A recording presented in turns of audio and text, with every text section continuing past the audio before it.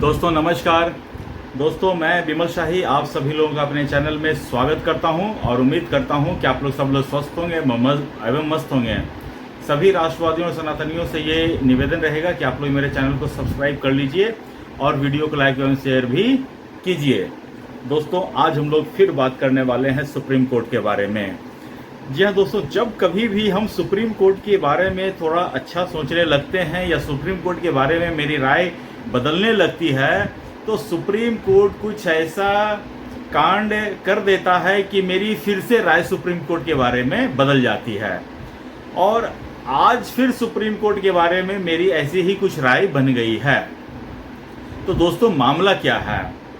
दोस्तों मामला है ऑपरेशन सिंदूर के बाद जब भारत की 2 जवान बेटियां प्रेस कॉन्फ्रेंस करने आई थी तो उस प्रेस कॉन्फ्रेंस को लेकर हरियाणा के सोनीपत में एक विश्वविद्यालय है अशोका यूनिवर्सिटी। अशोका यूनिवर्सिटी के एक प्रोफेसर हैं प्रोफेसर अली खान महमूदाबादी को छोड़ दीजिए, प्रोफेसर अली खान को पकड़ के रखते हैं। तो प्रोफेसर अली खान ने कुछ सोशल मीडिया पर टिप्पणी की। उस लड़की उस दोनों सोफिया और व्योमिका सिंह के प्रेस कॉन्फ्रेंस को लेकर कुछ अपनी राजनीति जो भर्त्सना है या राजनीति जो कुंठा है उसको उजागर करने की कोशिश की। राजनीति तो कभी भी की जा सकती है, लेकिन कुछ मौकों पर चुप रहकर भी आप अपना राजनीति में योगदान दे सकते हैं। लेकिन चूंकि प्रोफेसर अली खान सिर्फ प्रोफेसर नहीं हैं, उनके पिता की एक राजनीतिक विरासत रही है और वे स्वयं भी समाजवादी पार्टी के टिकट से अपना राजनीतिक किस्मत आजमा चुके हैं। हालांकि वो सफल नहीं हो पाए हैं और उन्हें बहुत कोई लोग जानता भी नहीं था। तो उन्होंने ये प्लेटफॉर्म एक बार फिर से चुना और उसने अपनी राजनीतिक कुंठा एक बार फिर से उजागर की और वो सस्ती लोकप्रियता जिसे हासिल करना कहते हैं, उन्होंने सस्ती लोकप्रियता एक पोस्ट से उन्होंने एक बार फिर से लोकप्रियता हासिल कर ली। तो जैसे ही उन्होंने सोशल मीडिया पोस्ट लिखा, ये पोस्ट हरियाणा सरकार के संज्ञान में आता है और हरियाणा सरकार ने उन्हें अलग अलग धाराओं में अरेस्ट कर लेती है। अरेस्टिंग तक तो ठीक बात है, लेकिन उनकी अरेस्टिंग जैसे ही होती है, सुप्रीम कोर्ट के बार एसोसिएशन के अध्यक्ष हैं कपिल सिब्बल, ये केस उनको सौंपा जाता है। या पता नहीं इस तरह के केस कपिल सिब्बल के पास पहुंचते हैं या कपिल सिब्बल इस तरह के केस के पास पहुंचते हैं, ये कपिल सिब्बल या उनका अल्लाह जाने, मुझे इससे कोई लेना देना नहीं। लेकिन ये केस कपिल सिब्बल के पास पहुंच गया और कपिल सिब्बल उसी दिन जिस दिन अरेस्टिंग होती है उसी दिन सुप्रीम कोर्ट पहुंच जाते हैं और माननीय न्यायपालिका से ये गुहार लगाते हैं कि मिलॉर्ड देखिए, ऑपरेशन सिंदूर पर टिप्पणी करने के कारण एक आदमी को जेल हो गई है। अब सुप्रीम कोर्ट पता नहीं कपिल सिब्बल के एहसानों तले दबा है या क्या है, सुप्रीम कोर्ट भी तुरंत इस मामले को लिस्टिंग करने के लिए कह देता है कि भैया इस मामले को तुरंत लिस्ट करो। और आज की आज सुनवाई भी हो गई। मतलब इतना फुर्ती तो सुप्रीम कोर्ट को फिर मैं कह रहा हूं कि अन्य किसी मामला में मैंने करते हुए नहीं देखा है। जब अश्विनी उपाध्याय और विष्णु शंकर जैन किसी मामले को लेकर जाते हैं तो supreme court is not interested, वो सीधा कह देते भैया इसमें आप लोअर कोर्ट में जाइए। लेकिन पता नहीं कर्जा सुप्रीम कोर्ट ने कपिल सिब्बल का कर्जा खाया है या कपिल सिब्बल ने सुप्रीम कोर्ट के माननीय जजों की कोई सीडी बना के रखी हुई है, मालूम नहीं। लेकिन कपिल सिब्बल ने चाहा कि ये कोर्ट लिस्ट होना चाहिए सुप्रीम कोर्ट में, तो ये लिस्ट हो गया और सुनवाई भी हो गई। सुनवाई के दौरान हरियाणा के तरफ से जो उनके हरियाणा सरकार के जो वकील थे, उन्होंने ये कहा भी कि मिलॉर्ड ये केस तो आपको सुनना ही नहीं था, ये केस तो डिस्ट्रिक्ट कोर्ट को आपको भेजना चाहिए था। तो जज साहब ने कहा कि हम जानते हैं ये मुझे करना चाहिए था, लेकिन जब हमने सुनवाई शुरू कर दी तो इसको हम जमानत तक ले ही जाते हैं। बताइए। तो दोस्तों, जमानत की सुनवाई करते हुए सुप्रीम कोर्ट ने प्रोफेसर अली खान से कुछ सवाल पूछे। उन्होंने कहा कि अभी युद्ध की स्थिति है और आपको ऐसे पोस्ट लिखने की क्या जरूरत पड़ गई? आपकी ये पोस्ट सरासर राजनीति से प्रेरित लगती है और सस्ती, उन्होंने, अदालत ने, सुप्रीम कोर्ट महोदय ने ये शब्द का इस्तेमाल किया है कि सस्ती लोकप्रियता हासिल करने का प्रयास किया है। उन्होंने यह भी कहा है कि आप पढ़े लिखे आदमी हैं, क्या आपको यह नहीं पता कि इसका इम्पैक्ट कहां तक जाएगा?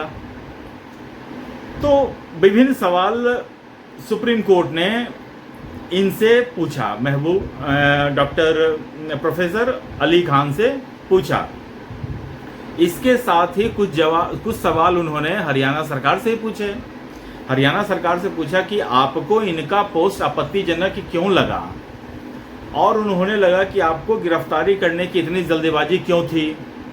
इसके साथ ही उन्होंने हरियाणा सरकार को ये भी निर्देश दिया कि आप एक एसआईटी बनाइए जिसमें 3 आईएएस रहेंगे दूसरे स्टेट के, और इसकी जांच करेंगे कि इस पोस्ट के पीछे एक्चुअल मंशा क्या थी।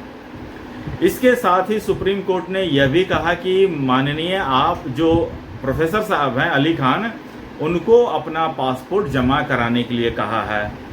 इसके साथ ही उन्होंने कहा है कि आप इस पोस्ट पर किसी तरह का बयान सोशल मीडिया पर या ऑनलाइन या ऑफलाइन, आप किसी तरह का बयान नहीं देंगे। इसके साथ ही उन्होंने यह भी कहा है कि आप भविष्य में कभी भी ऐसा कोई ऑपरेशन होता है तो आप उस पर सवाल नहीं उठाएंगे। तो इस तरह की विभिन्न तरह के, मतलब कि जो जनरली एक अंतरिम जमानत में होता है, वो सारे शर्तें लगाकर सुप्रीम कोर्ट ने अली खान को अंतरिम जमानत दे दिया। और इसके साथ यह भी कहा कि आपको रेगुलर जमानत के लिए सोनीपत कोर्ट जाना पड़ेगा और वहां से फिर सारी जमानत की शर्तें वहां से डिसाइड की जाएंगी। तो ये सारा प्रोसेस हुआ है। तो मैं तो सुप्रीम कोर्ट से कहूंगा कि जब आपने सीधा सुनवाई करने की प्रक्रिया आरंभ कर ही दिया है, तो मैं तो जितने भी वकील हैं, जितने भी केसेस हैं, मैं तो कहूंगा प्रथम दृष्टया सबसे पहले सुप्रीम कोर्ट जाइए।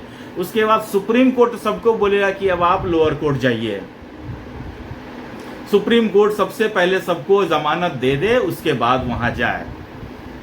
सुप्रीम कोर्ट के ऊपर तरह तरह के आरोप लगते हैं, भ्रष्टाचार के आरोप लगे हैं, आतंकवादियों को बचाने के आरोप लगे हैं, आतंकवादियों के लिए आधी रात को खोलने के आरोप लगे हैं, सुप्रीम कोर्ट के पूर्व जज पर गलत ढंग से फैसले सुनाने के ऊपर जांच बैठे हुए हैं, सुप्रीम कोर्ट के ऊपर राष्ट्रपति ने 14 सवाल दाग दिए हैं जिनके जवाब अभी तक सुप्रीम कोर्ट को दे नहीं पाए हैं। सुप्रीम कोर्ट दूसरों के लिए डेडलाइन तय करता है कि आप 3 महीने में देख लीजिए। 14 सवाल के जवाब के लिए सुप्रीम कोर्ट को क्या 14 साल चाहिए? तो इस तरह का आचरण सुप्रीम कोर्ट आखिर अपने आप में बदलाव कब लाएगा? सारी दुनिया का मतलब भ्रष्टाचार या गंदगी देखने वाला सुप्रीम कोर्ट कभी अपने अंदर झांकेगा या फिर सिर्फ कपिल सिब्बल या अभिषेक मनु सिंघवी के इशारे पर ही नाचता रहेगा?